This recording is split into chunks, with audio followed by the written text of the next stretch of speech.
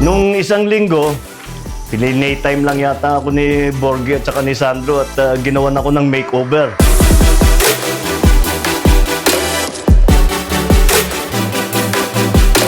Marami nga sa inyo nag-comment na maganda raw ang itsura ko at mukhang bata pa ako. Ang sagot ko naman dyan hirap na hirap kong pinili ang aking magulang para hindi ako biglang tumanda. Meron pa nga nagsabi, mas magandang lalaki ako kay Sandro. Buti at matatalas ang mga mata ninyo at nakikita ninyo ang katotohanan. Ano, Sandro? Well, si Sandro nakaalis na, bumalik ng kanyang trabaho at wala ngayon dito pero babalik soon. Siguro next time tayo naman ang mag-makeover sa kanya.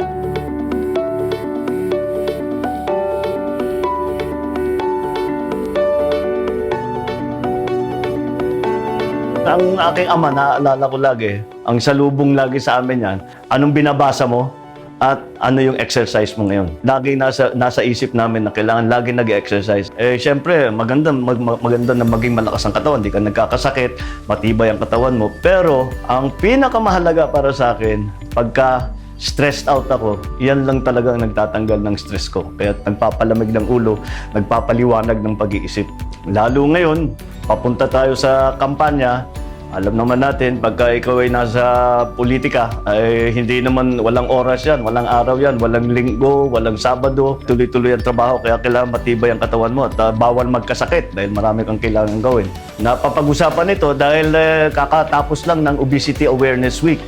Kaya siguro mag-share ako sa inyo kung ano ang aking mga ginagawa para at magagawa ninyo lahat para naman mapatibay ng katawan at pampahaba ng buhay.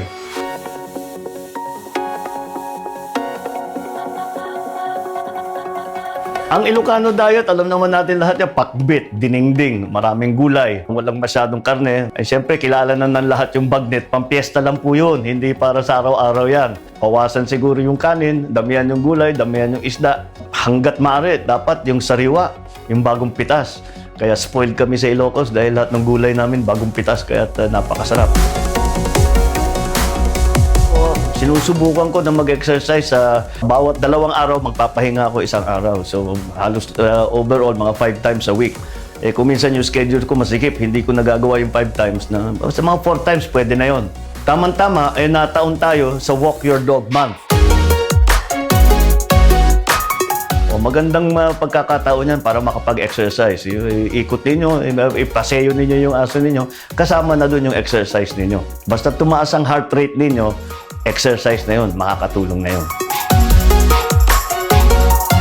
Siyempre, alam naman natin, importante lagi ang sleep. Para sa akin, minimum, para magandang trabaho mo sa susunod na minimum, mga 5 oras. Ideally, 7 hours, pero siyempre, yung schedule ko minsan hindi nabubuo.